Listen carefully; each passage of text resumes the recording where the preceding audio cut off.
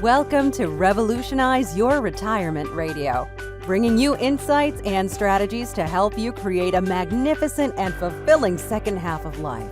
Here's your host, certified professional retirement coach and best-selling author, Dr. Dorian Mintzer. I want to welcome everybody to the fourth Tuesday Revolutionize Your Retirement Interview with Expert series. I'm Dorian Mintzer, facilitator and owner of Revolutionize Retirement. Bill, I'm so happy that we found a date that would work. I'm going to tell you a little about Bill Thomas, and today we're going to focus on the magic of Minka. And just before I tell a little about Bill's background, I initially heard him speak, I think it's a decade or so ago at one of the positive aging conferences, and became just so impressed with you and your work. And then many of you know that he had this tour around the country since, 2014? Mm-hmm. And he did a Disrupting Aging tour. And when he was here in the Boston area, I feel very honored that I went both to a lunch and to the program, which was just wonderful. So let me tell you a little about Bill. Bill Thomas is both a doctor as well as a musician, a farmer, a writer, a speaker, and a real advocate for positive aging. I think he's been one of the pioneers in the field. He was named by the Wall Street Journal as one of the top 10 Americans shaping aging, and he's known worldwide for transforming long-term care through the Eden Alternative, the Greenhouse, and the Minka models. And he's proposed radical alternatives to institutional care. He designed the nation's first senior emergency room, which is now the standard for hospital emergency rooms nationwide. And as I just mentioned, he most recently came off of a 125-city Changing Aging tour that used music and visuals and live performances to promote a new and disrupting understanding of aging. So he's really been a pioneer in this whole paradigm shift about aging. So as we start, Bill, I know Minka, my understanding is it's one of the newest in your sort of being a serial entrepreneur. And I'd love it if I know many people, and I do apologize that my dog is barking in the background, but hopefully he will. I love it. The mail has probably come right at this moment. So anyway, be patient. But anyway, so maybe we could start, though. I mean, many people on the call know who you are and some of your work, but some people probably don't. And I wondered if we could start with you just sharing a little of what got you interested in gerontology and in aging. Well, because you're one of the few in the world.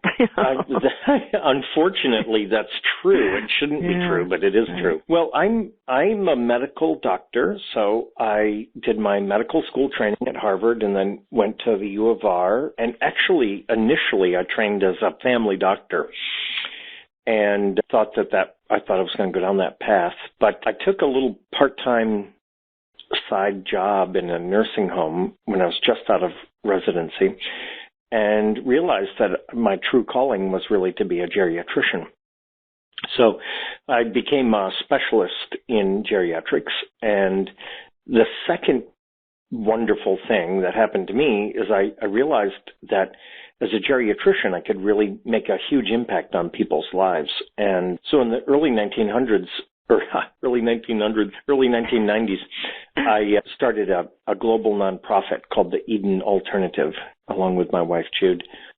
And since that time, I've just continually been trying to find out how can we create better health and well-being for older people, and how can better health and well-being for older people make life better for other people in our society.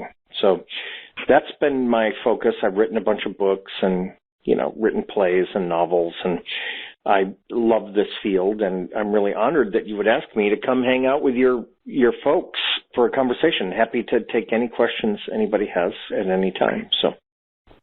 Great. And just to remind people, just go, and one person already has just sort of tested it and said, is this how I ask questions? And it is Bill. He's from Is this Maine, how I ask right? questions? Yeah. Yeah. So I think as Bill from Maine discovered is you go to the event page on the left-hand side and just type in your name, where you're from, and what your question or your comment is, and I'll integrate that during the call. Nice. So So do you think, well, you go ahead. Yep. Well, I was just going to say, because you were, so here's the number one thing I want to say about Minka, that so people listening, the best advice I can give to people is be wary of your house. So if I'm talking to people who maybe are living in a house they've lived in for a long time, many people listening are living in the house where they raised their kids, and those houses are great, and you got to love them and everything. But as we get older, houses become less and less suited to how we're living and more dangerous places for us. So what I learned in my practice over the years is that one of the major drivers of who could be independent for the longest wasn't really disease state as much as housing situation. So I've been interested for a long time in how housing relates to independence and relates to community and relates to dignity. Can you say more about that? Because I know that influenced, well, really the development of both the Eden Project and then the greenhouse. I'll say a couple of things. I mean, if you look at the size of the average American house since the end of World War II, basically since, the boomers first arrived on the scene, the average American house has gotten twice as big, doubled in size. During that same period, the average number of people living in a house has been cut in half.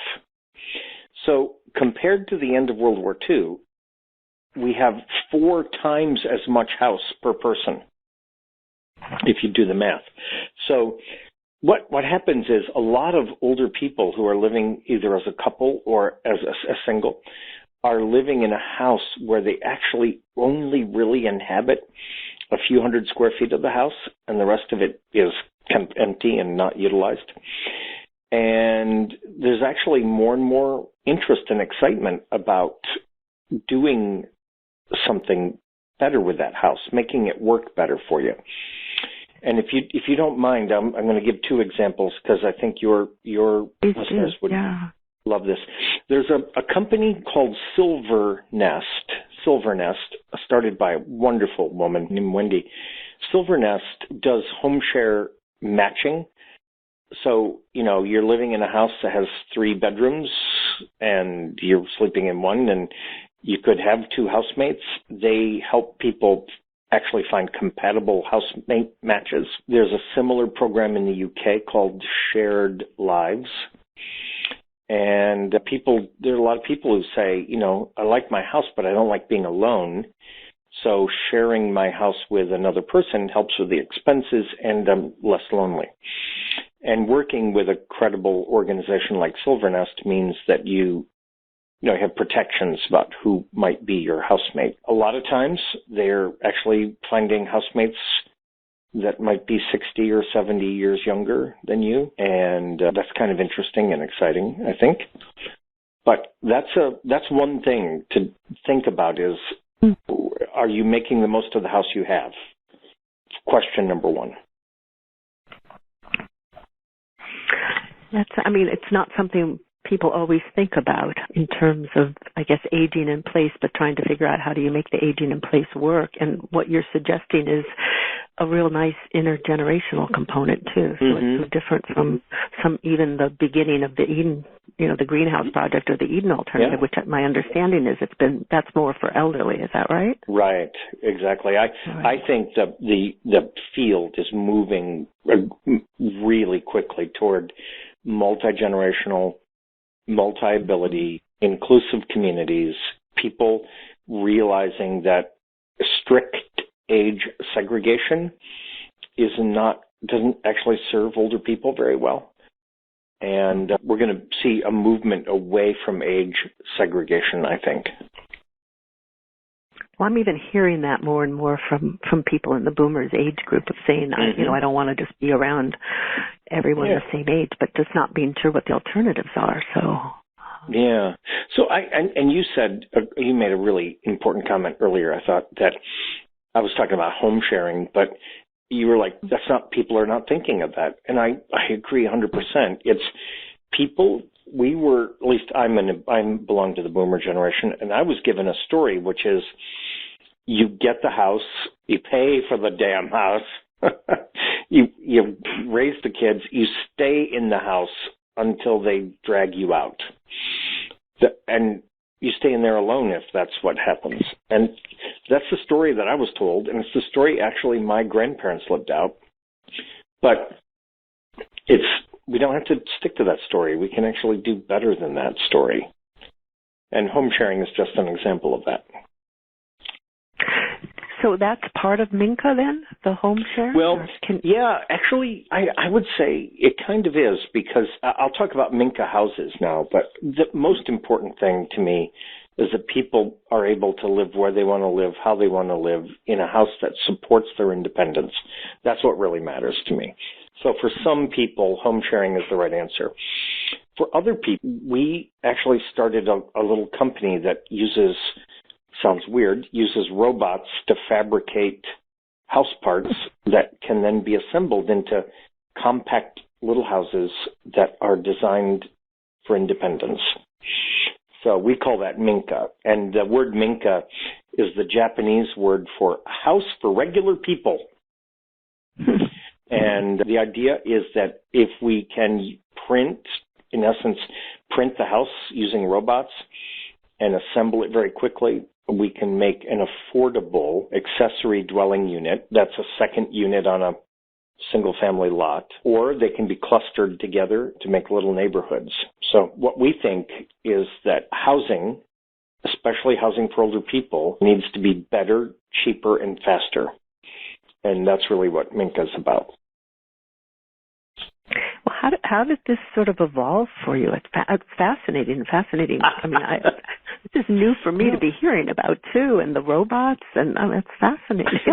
So keep going. Well, you're actually part of the story. You are part of the story, because if you remember when you came to lunch with us when we were on tour in Boston, so I'll say to listeners that I spent 4 years touring America with a nonfiction theater group that we created, and in every city we stopped, we had a big lunch where we invited people in to talk about what they were thinking about. And in city after city after city after city, I heard from people want housing that works for how they live now. There's a lot less interest in large institutional settings and a lot more interest in smaller, more compact houses. And you can even see that in some of the tiny house TV shows and stuff. Right, yeah. You know, the pendulum is swinging. And when you spend years touring America talking to people and listen, they'll tell you what they want. And they want better options for housing, more affordable, easier to live in, cost less, more adaptable. That's what people want. So that's what Minka is. Basically, we listened to what people wanted and then went out and tried to invent it. How long have you been sort of involved in this project of these small houses? I would say, we built our first test model last summer. And actually, you don't mind me sharing, I'll say that my daughter, Haley Thomas, actually lives with significant disabilities. And so we designed a Minka for her. That she uses a wheelchair and various other devices. And we wanted a house that would work really well for her.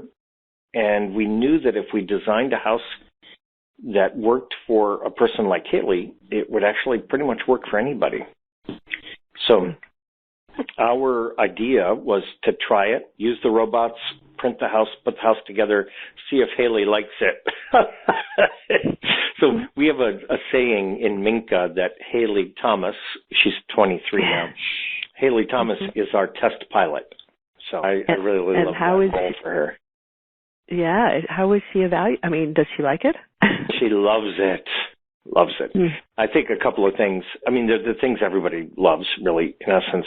Easy. The house is at grade, so it's easy in and out, and you don't have to deal with ramps and so on and so forth. For her, all of her other gear that she uses to support her well-being is all built into the house in a way. So it was made for her, is what I'm saying. And that's what I think we need in housing for older people, is not a corner of a house that was built to raise kids in, but a whole house that's small and beautifully designed that's just right for the way you're living right now. That's Minka. So using Haley as an example, it just feels so profound of, your own daughter influencing. It sort of all comes together in Minka, it sounds like, of your interest with elders and your interest with your daughter and disabilities and making something work for everybody.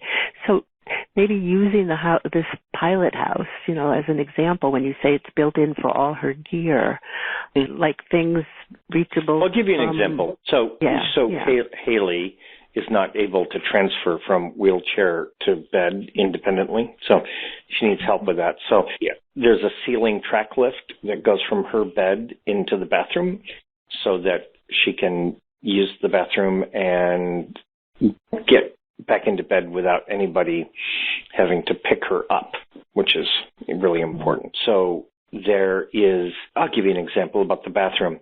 So I always grew up with shower stalls, and either a bathtub or a shower stall. The point was it was small, and we realized that what Haley really needs is for the whole bathroom to be wettable. The whole bathroom is actually the shower stall, so that Haley can have a nice warm shower in her shower chair and not trying to get her into and out of a shower enclosure is not convenient, not nice, not fun. So we made the whole bathroom into a shower enclosure. Those are some of the things that I think are good design elements that people can use for their own experience. And I'll tell you, and I want to say to the listeners out there, I have seen poorly designed bathrooms kill more people than you can shake a stick at. As far as I'm concerned, the bathroom is the most dangerous room in a house.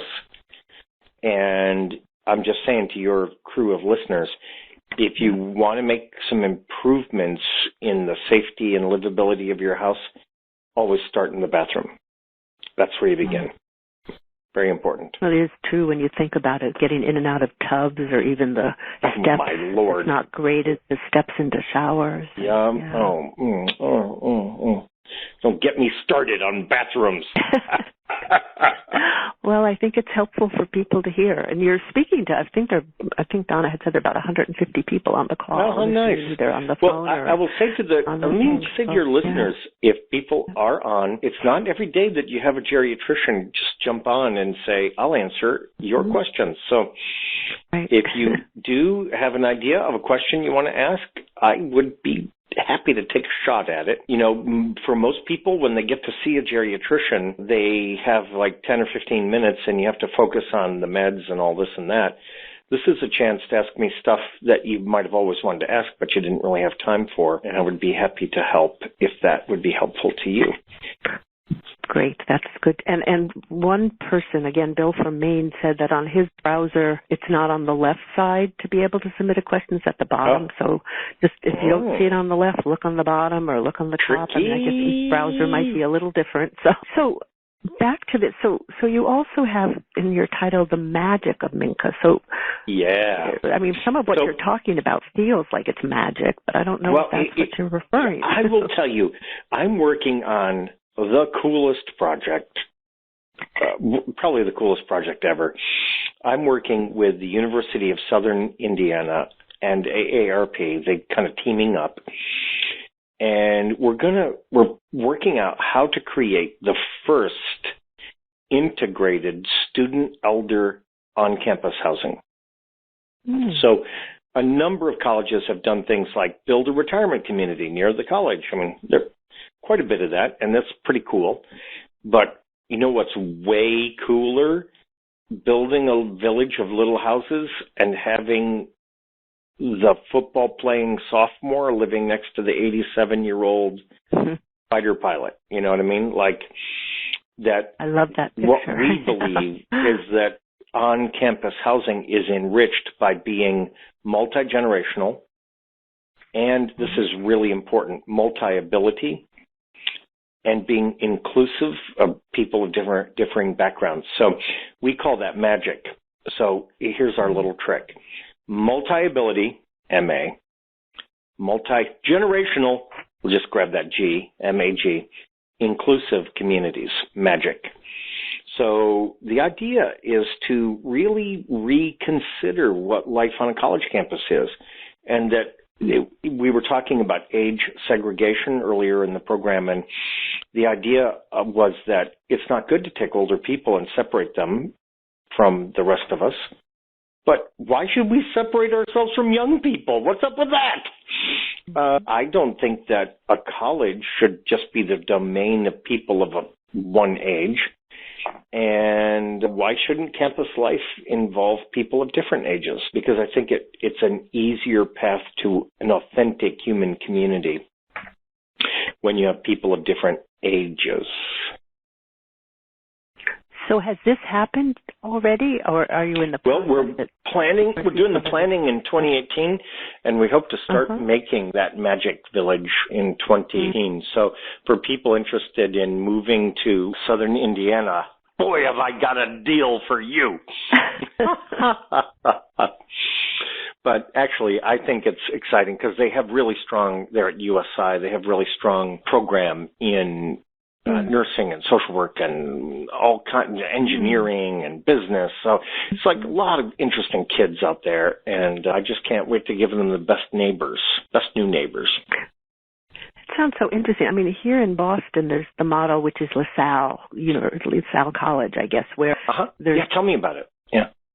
Well, so the way it's set up, which is different from my understanding of it, is that there's units for elders to live in, people like 50 and older, and I think what I hear is there's a waiting list. There are people, people are living so much longer, there's never openings because there's people in their 90s and 100. But the requirement is that they have to take a certain number of classes or teach, and exercise can be part of that.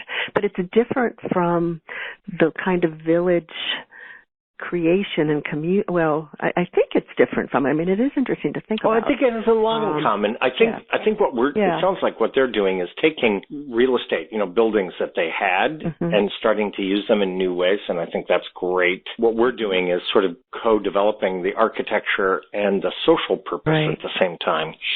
But I love hearing about these things because when you hear the story, you just nod your head and you go, well, that makes sense, Right. And when you do that, eventually you start to say, well, wait a minute, why is it that we separate older people and younger people? Who actually thought that was a good idea? And I don't know, somebody thought that was a good idea, but it turns out it's not a good idea. And as difficult as it can be for people of different ages to sometimes understand each other, that difficulty is essential to community.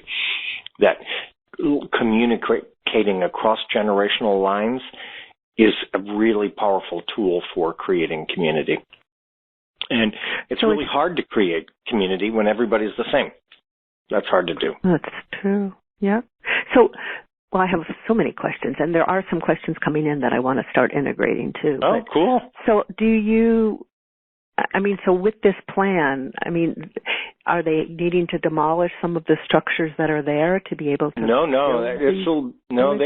They have some space that it will need to be housing of some kind, and what we're is this the kind of housing that would work best? So we have a year to really talk with students and faculty and administration, local elders, and really determine if that's the right fit. It looks great so far, but we'll need to see that for sure, to make sure. And it's actually, I think, another part of what makes a good community is you get people involved in the process of imagining the community from the start rather than just fait accompli, here it is, place it on the site and walk away. I don't think that's a very good way to create community, real community. So there'd be separate units that enable the independence that you're talking about, and would there be shared? How would there be shared common space or? Yeah, some number of the units would be left as a shared common house. Mm-hmm. And then as people come and go from the living there, those units can be shifted around based on occupancy at the time. So we believe that the houses are already great little shared space. If you have 5 or 6 or 8 or 9 houses, and there's a shared house that is sort of yours that everybody can hang out in, that's a better way than building a specific space dedicated to that. And it's sort of like if you ever had, and I don't know if you ever had this, all the kids hung out at their house. That's kind of the house we're talking about. So. Mm-hmm. Right. Oh, it's so interesting to think about. So so there's so many questions here now. So let me. So you've got some cool peeps listening in, huh? Yeah, no, absolutely. So there's a question from Daniel from Clear Lake. I want to just make sure I'm understanding the question. He says you can't eat. Some of this is referring to what you were saying at the beginning too, about aging in place and looking at your house. Yeah. But he says you can't eat your house. So how do we convince boomers that aging in place is where their wealth is concentrated as a self-limiting strategy? Oh, wow. Yeah, I mean, go ahead. Yeah, I do get what he's saying. So here's what he's saying is, on the one hand, you have a society going, whoa, aging in place, you're a failure if you leave your house. At the same time, we ask, where is all of your equity? Where is all of the cash that you need to buy the things, the support and the services that you need to live how you want to live? Oh, that's right. It's in your house.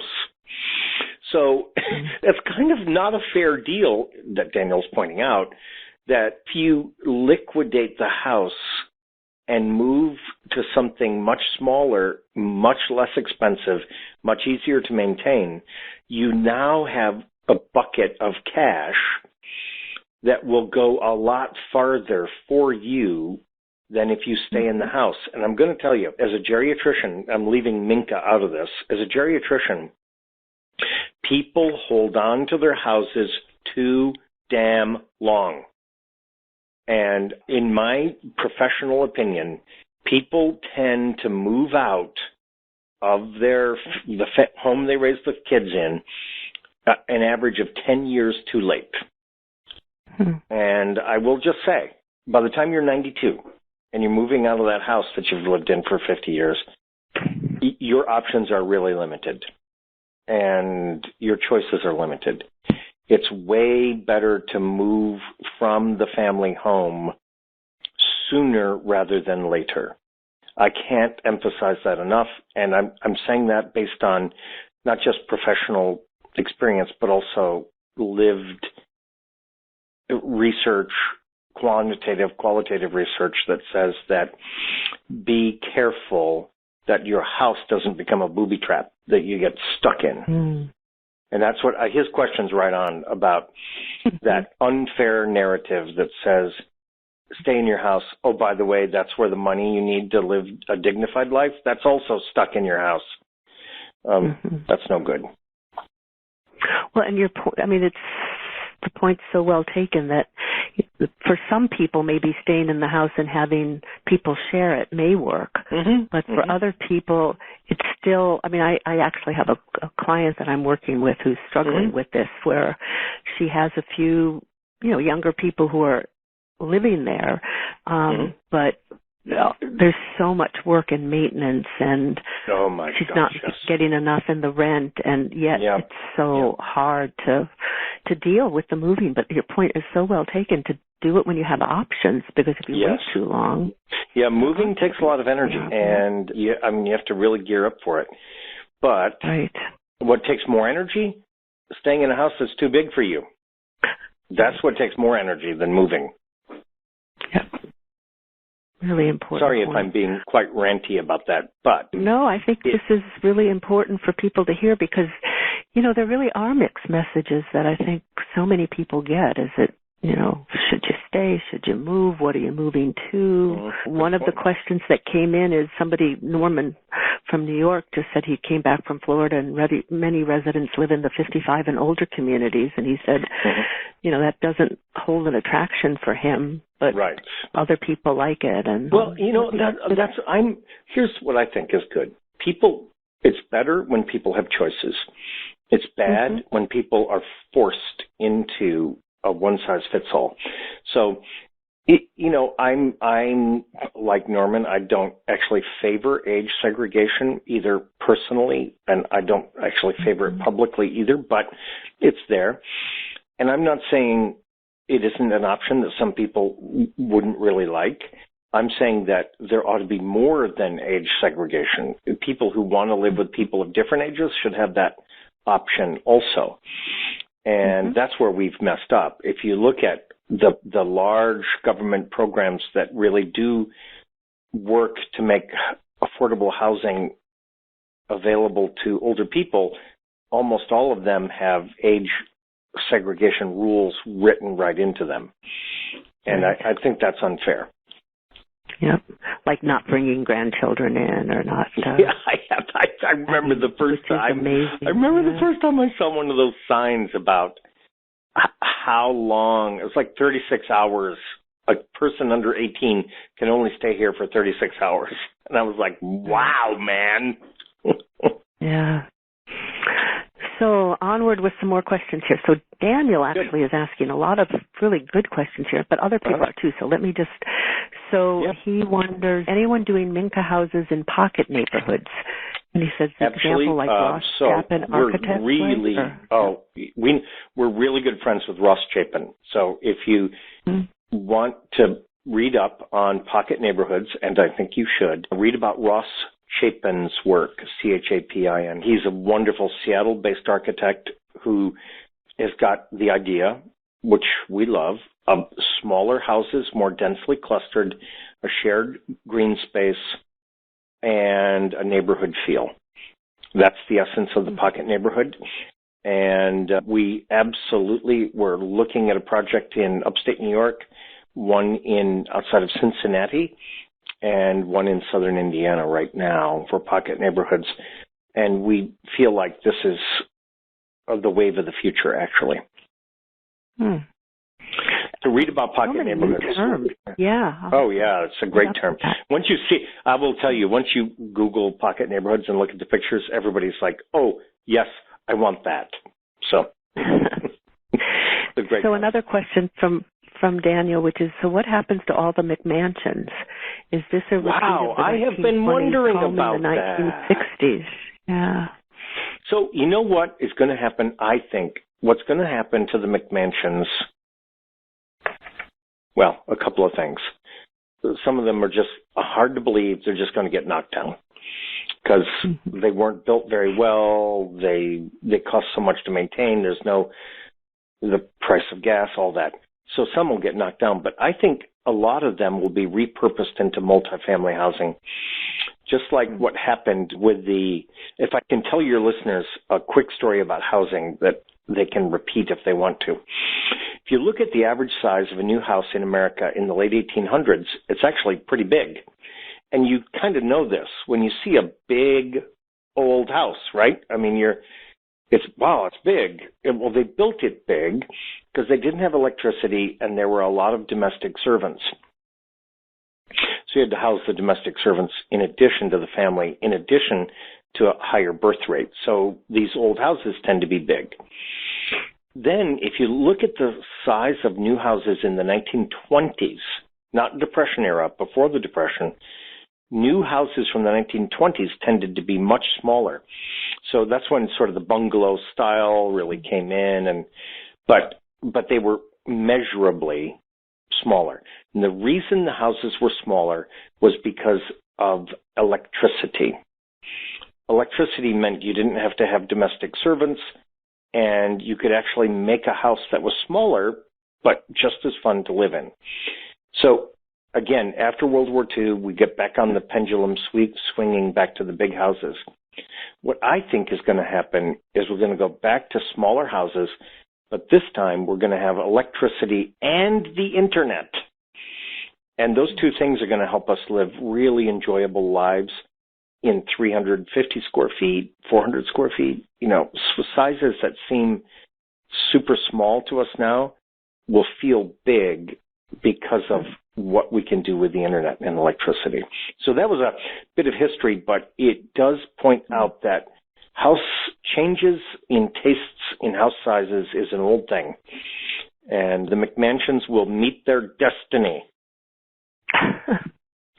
Well, you also say another really important thing, too, that even with the smaller houses, I mean, there's both the real communities and also really recognizing with technology the virtual community. Yep. People can be, there's so many different ways of connecting so that we try to offset that loneliness and isolation. Absolutely. Social isolation has a bigger negative impact on your health than smoking half a pack of cigarettes a day. Right. Yeah. So that's, again, you've heard me go on about the big family home, but that big family home traps a lot of people into social isolation, which is also really bad for their health.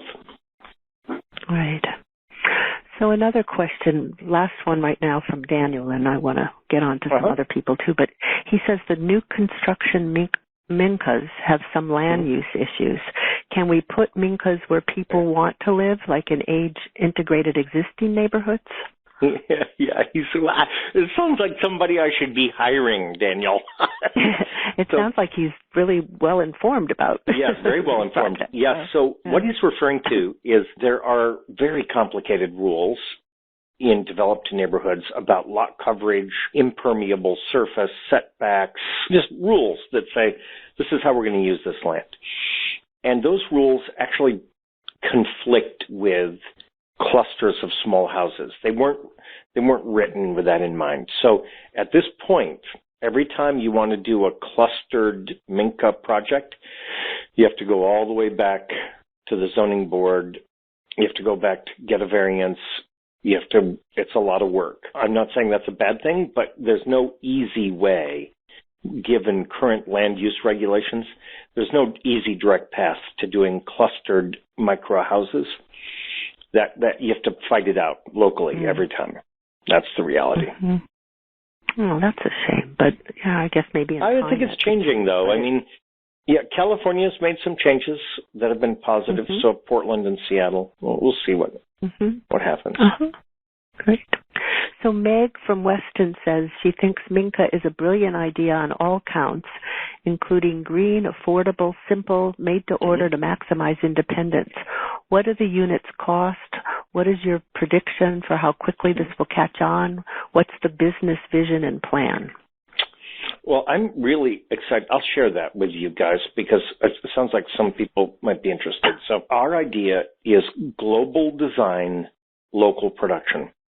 So global design means, Minka is inspired by Japanese architecture from the 1700s.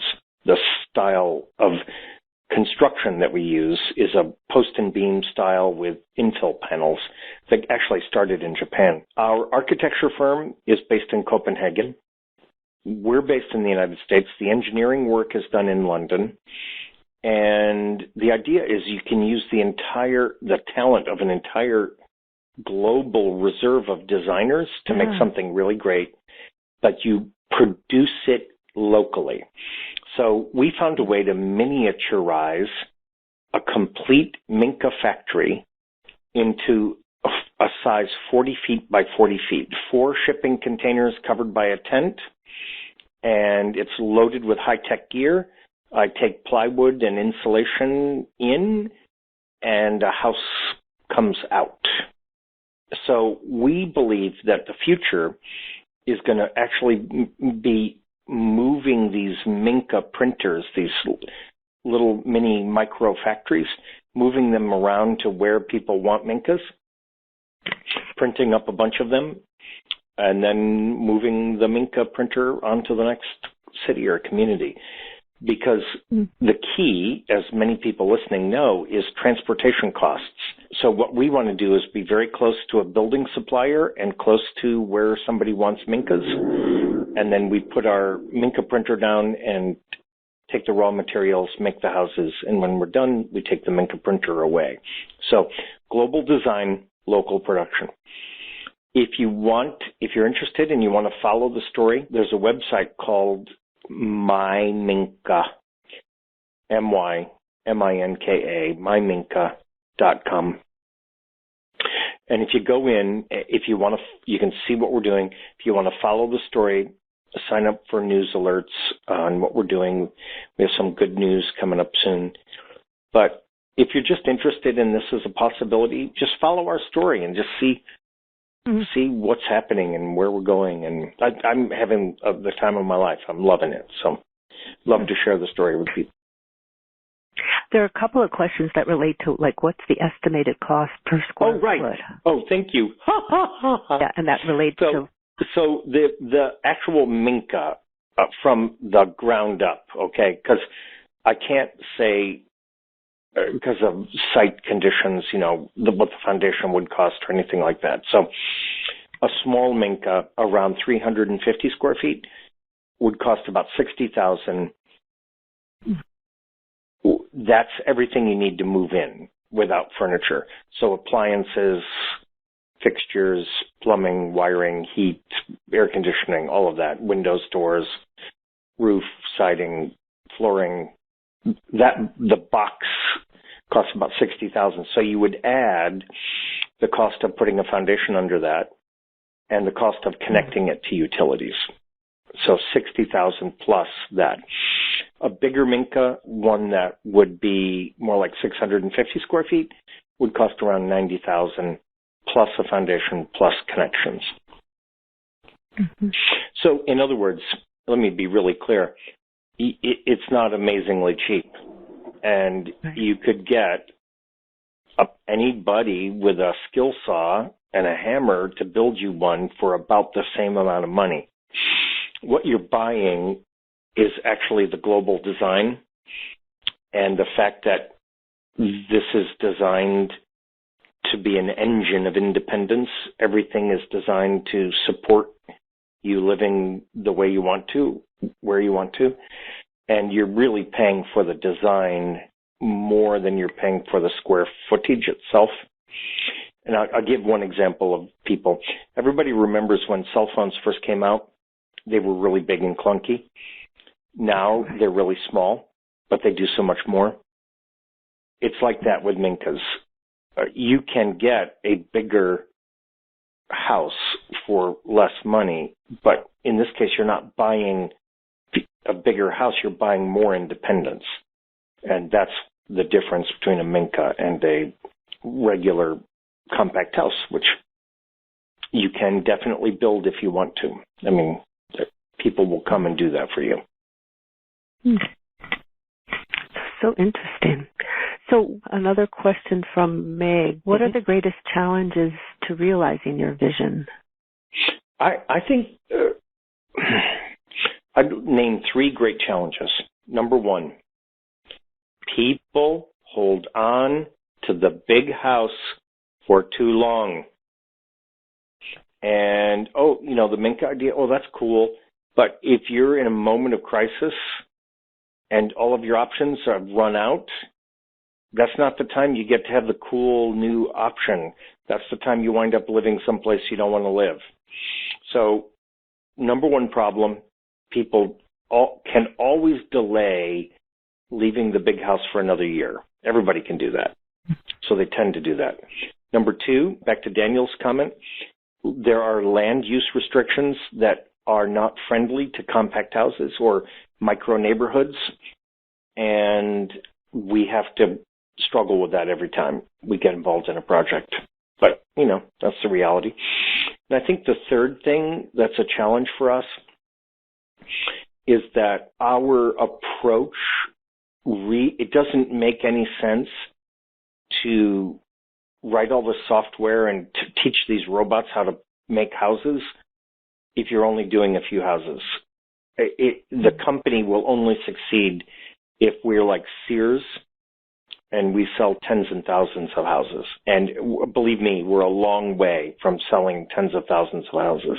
So I worry at night about the scale of the company and getting enough activity to justify the investment. That's where I worry. But on the other hand, I know that the number of people living over the age of 65 is going to double in the next 15 years. So right. That's kind of huge. And I know you are an expert on that. So. Well, I mean, it is true that, I mean, we are, as it's been said over and over, a grain society. And what is it going to be, 1 in 4 people by 2030 or 1 in 5 people? Yeah. Crazy. Which is a lot. So a question from Bill from Maine, which ties into, I think, what you've been talking about. I'm just going to read the question. You can pick the parts. So he says, how does Minka handle and address the issues of cost? Where I live, the house on your webpage is located on very expensive property with high property taxes. So regardless of building costs, the suggestion is that these homes are, quote, precious homes. For many retirees, the land alone excludes them from considering. And I think displaying pictures on spectacular locations sends an unrealistic expectation and maybe indirectly says, not for me. Wow. First off, great comment. Second, Maine is leading the nation in aging and is leading the nation in actually trying to help people stay at home. They're the state of Maine is a leader in that. Hats off to you. I would say that for that Minka there that you see on the website, that's next to our house. And here's my point.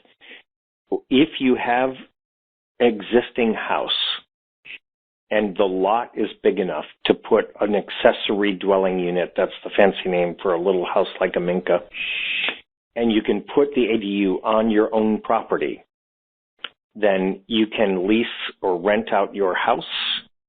I mean, there's just a lot of options you can use. But my point is, we wanted to make something that was small enough that it could be used by people whose largest and sometimes only asset is the equity they have in their real estate.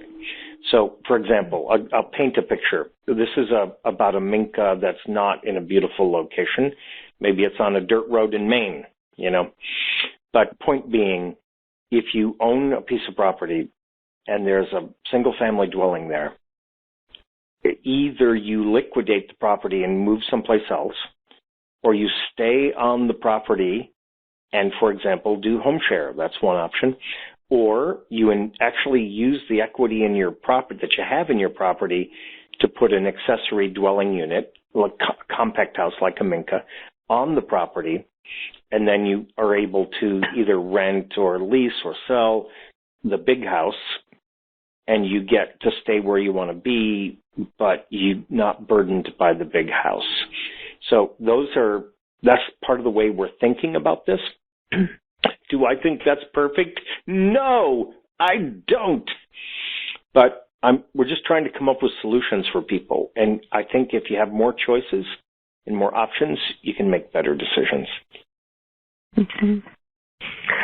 So let me ask you a question, which puts you on the spot right now, but I do want to respect your time. We're almost at 1. There are a whole bunch more questions. Are you able to stay a bit longer? Yeah, I can stay a bit longer. Not? Go ahead. No problem. Okay. You guys are fun. Okay, good. Let me just keep going here. All right. So Meg did clarify. I was a little bit wrong, I guess, about LaSalle. She said the elders live in CCRC on the cottage property, but they interact with students in some courses. Yeah. But some of the courses are OLLI courses. Yeah. Thumbs up to LaSalle. Hooray. And I think you're going to look at people are going to keep pushing in this direction.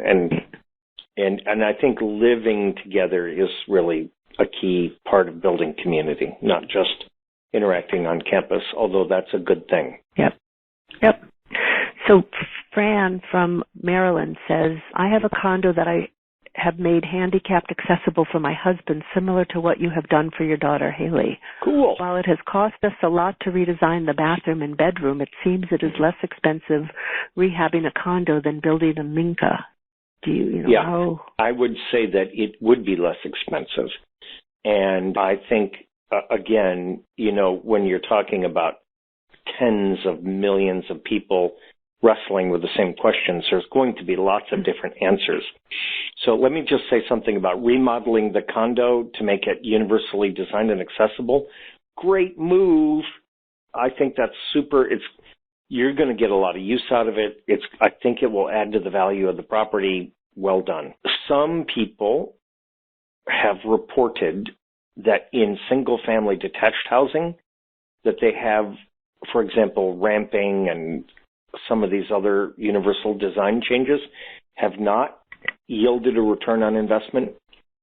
I would say that's probably not true in all markets, but it's been harder to get your money back, quote, get your money back from ADA accessibility versus a new kitchen, if you know what I'm saying. So think of it this way. You're going to put $30,000 into the house. You put it into ramps and grab bars and accessible toilets, or you put it into a new kitchen. Which increases the value of your house more? Generally, it's been the kitchen. Now, that might change as we go forward, but remodeling is definitely an option for people. And just want to make sure that whatever you do gives you the best return on investment. So Nancy from San Diego says so many of the tiny houses that she's seen have a bedroom in the loft, which is difficult to get into. In Minka, where are the bedrooms located? On the same level. I have a joke about having to climb the bookcase to get to the bed, I mean, it is cool, but we all Minkas embrace what we call one level or single level living. Single level living. Everything you need should be on one level to live. And it doesn't mean, you can't have some space that is at another level, but all of your living should be on one level. And I totally agree with a lot of the tiny houses are really cool and really impractical for anyone with limitations in mobility. So again, that becomes important to think about ahead of time. Yeah. So other questions, just, what suggestions do you have for bathroom design? You said you could get into this whole. I'll tell you I'll tell you where I'm at right now. Right now with bathrooms, I'm really all about function. Now, I remember when I was a kid, my mom would get beautiful bathroom curtains, and we'd have the pink rug with the fluffies on it, and I mean, my mom tried to make it pretty, as I'm looking at bathrooms now, I'm really interested in making every surface really easy and convenient to clean, making sure that every surface is non-slip and is accessible according to ADA guidelines. As I was saying, we're really exploring using the entire bathroom as the shower because it just gives you all the options, whether you shower standing up or using a chair or using a wheelchair or whatever shower chair. The fewer constraints you have on you, the better your house and your bathroom's going to serve you in the long term. So ADA accessibility, non-slip, safe, good lighting, wet walls, easy to clean. That's where we're going with bathrooms. Great. So another question from Daniel. In all fairness, he says some younger people want to segregate themselves from the elderly. It happens on both sides. Yeah, how do you sell intergenerational or multi-generational to younger residents? Good. I think in all of those things, you just start with the people who are leaning in that direction anyway. So among all young people, there are young people who are like, yeah, that would be cool, living with older people. Just go with them to start with. And if it's really a better way of living and it really makes people happy, that word of mouth is the best way to change other people's attitudes. And it's important to remember, some people grew up with mean grandparents. who are mean and nasty. And some people look at old people and say, ugh, yeah, I had terrible experiences with old people. And you have to honor that. I mean, not everybody looks at old people and thinks they're nice. Some people have very bad experiences with older people. And so those people would be kind of unlikely to be involved in this, but other people had really positive experiences with older people when they were growing up. And I think that influences their views on this. Mm-hmm. I think you're absolutely right. Another comment, there'll be demographic changes for colleges and universities that will require some innovative reuse of existing facilities to serve older Americans with housing and lifelong learning and community services. I think it's more of a comment than a question, but do you agree with that? Agree. I mean, and I know you are dialed into this, but if you haven't read about the Osher Lifelong Learning Institute, Osher, O-S-H-E-R, just read about them. They're the crazy, cool people who are doing a lot to sort of reimagine higher education reimagining higher education as a way of bringing generations together. They're great. Yep, I agree. I take a film course at one here in the Boston area. Nice. My husband and I both go there. So Annie from West Newbury says, by the time an elderly person needs a Hoya lift, often they're in need of more regular personal care as well. How do you integrate the independence of a Minka house with the need for more personal care, clustering, other ways? Yes.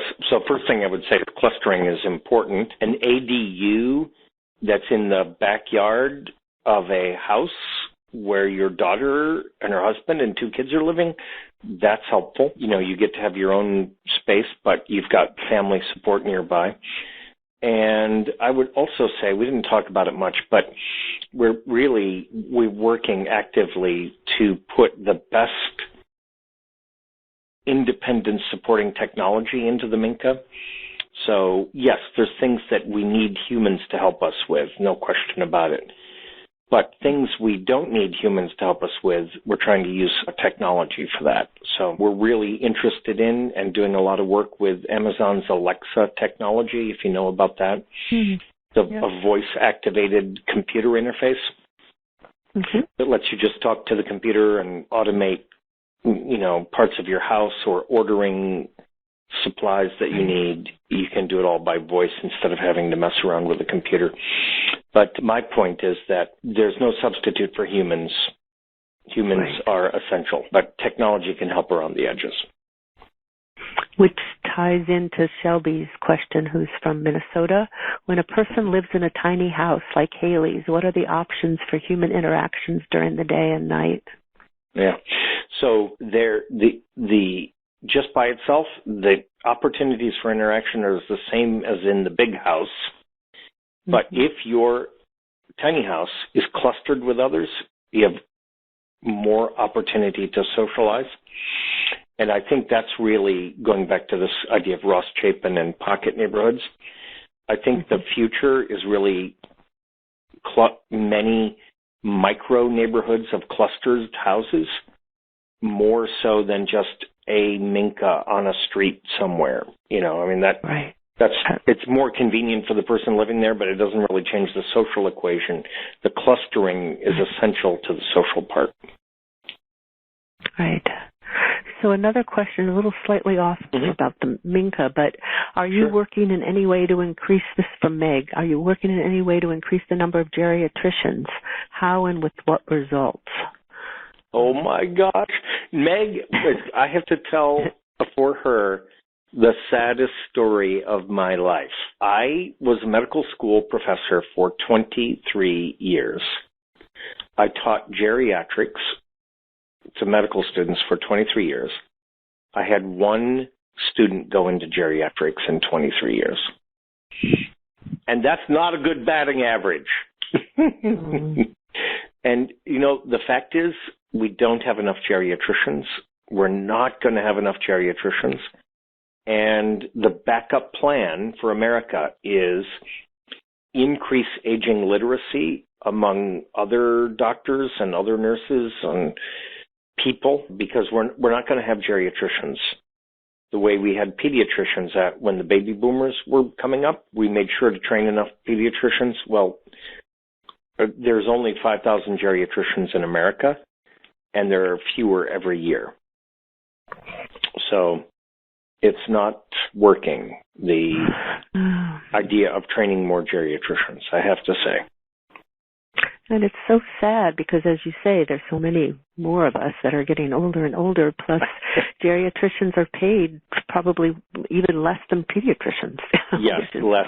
It is. It's actually, you have to do additional training and your pay goes down. So, not a lot of people sign up for that, actually, it turns out. Right. So I have an important question here. I mean, they all have been important, but Joa, excuse me if I pronounced your name wrong, from Woburn says, you mentioned that you have a global nonprofit that you set up with your wife. Mm-hmm. What's the name of the organization? How old is it, and how are your programs funded? Is it possible to learn more about your fundraising process? You're fascinating, and your young spirit is penetrating through this webinar. I love that. So the nonprofit is called the Eden Alternative. The Eden Alternative. So EdenAlternative.org, you can find it Googling, very easy. Almost all of what we do with the Eden Alternative is education. We think that education is the key to progress. So the Eden Alternative is an educational nonprofit.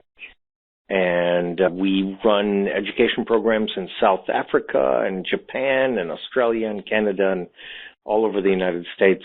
Actually, I'm going to be doing an education session in Manchester, England in a couple of weeks. So our goals are to teach people new ways of thinking about their own aging selves and an aging society and help people create better solutions. So that's Eden Alternative, and you can read about it. For people who may not have read this book, there's a book by Atul Gawande, who's in Boston, named a book called Being Mortal. And if you want to read more about Eden Alternative, he did a nice chapter about it in the book Being Mortal. It's a wonderful book, and it's a wonderful chapter about you also in the book. But I support what you're saying. I recommend it. I will just tell a quick funny story. He called me one day when I was stuck in Detroit Airport, and I've known him for some time, Atul, and he's like, I'm working on this new book, blah, blah, blah, and I talked to him for about an hour and a half, and man, he's a good writer. He took what I talked to him about and made it into a really nice chapter, and then I caught my airplane, and that was it. That's where that all came from. And that's where it came from. Wow. Yeah. So Eileen from Utica, New York, wants you to come back. She says, I live on the edge of a college campus. It was once a lovely family neighborhood, but no more. With aging, as the seniors die or move out, absentee landlords are buying and renting to students. We now live in a littered party house neighborhood, which is adding to the reasons seniors are leaving.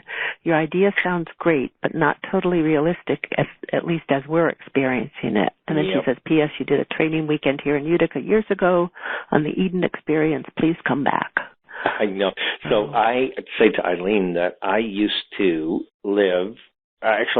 practice in Utica, New York for many years and loved that community. So demographic changes in the use of houses, changes in the character of the neighborhood. I describe aging as a process of finding your new normal, constantly searching for your new normal. And one thing that is never, and Eileen recognizes this, it's never going to come back. It's never going to be the way it used to be. And so what we have to figure out for ourselves is, where is my next new normal? Where is that for me?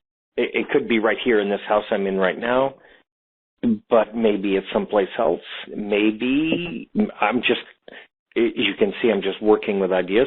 Maybe it's finding a couple of really great students to home share with.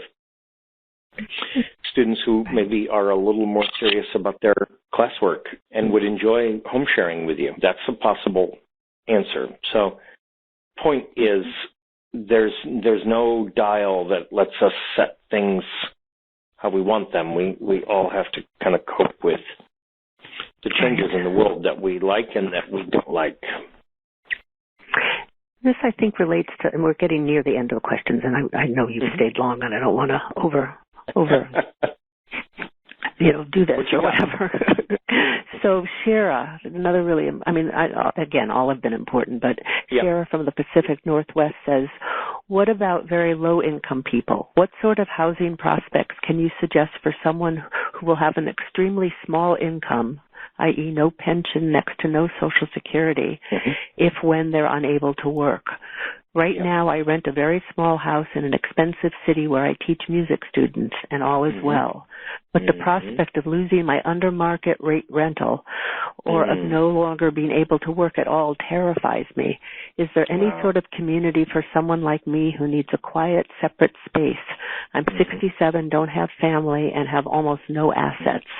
Thank you. Wow. First off, so happy that you have this haven. And actually, I'm grateful that you're aware that the current conditions may not always apply. And as you know from 67 years of lived experience, the time to start planning for the next thing is now. Because if you don't start now and things change rapidly for you 5 years from now, you will have no plan. And that's where things get nasty. So again, housing in the Pacific Northwest, my Lord, it's out of control. So, that's a real issue. But the things that seem to be popping up in terms of affordability are things like, I'll say, home sharing, lot sharing, where you put multiple units on what used to be a single family lot and therefore drive the cost down, and clustering, where you have small houses, a small amount of shared space, and you're really relying on neighbors to help each other out over time. So those are the things that can help with affordability. And when a lot sells for $1 million, that I can't do anything about. But outside of the context of outrageous land prices, it's either home sharing, lot sharing, clustering, micro neighborhoods. That's how you bring affordability into the conversation. And ironically, it's also good for us. So. Right. Well, it's like just thinking about what you were describing is just the way neighborhoods used to be. Yeah, that is exactly why people built neighborhoods in the first place, was they were better off together. Right. Yep. And helping each other and all of that. All right, final, it's a technical question, but good. From Daniel saying, when you say printing, are you still working in wood with the CAD/CAM milling in the movable cell, or are you going to a new production material like 3D printed concrete? I said it was more technical. Oh, I love it. So he's right on with what's happening out there. So we use what's called CAD/CAM, computer-aided design, computer-aided manufacturing. We use what's called a CNC, computer numerical control technology, which is actually not new. It goes back to the 1950s. But we use wood and rigid foam, and we cut it like with a special kind of router. So we cut patterns out, and then when you take the patterns and lay them on a table, they go together perfectly to make a beam or a header or some other part of the house. So we take flat panels, turn them into three-dimensional objects, and then assemble the three-dimensional objects into a house. We've looked at 3D printing and concrete 3D printing and so on, and it's some of the coolest stuff you're going to see, but it's not ready yet. And we figured we're going to keep improving what we do and making it better, and as 3D printing technology gets better, I'm sure we're going to be jumping into that as well. Great question. I'm hoping that Daniel logs on to myminka.com and keep it coming with the comments and questions, because they're terrific. I'd love to share the journey with you. Great. And I want to encourage, you want to tell people once more? Well, you just said it, but say it again. Well, yeah, I'll just say this is what I'm working on and what I'm excited about. And when we get a bit of news, we put it on Minka, MYMINKA.org.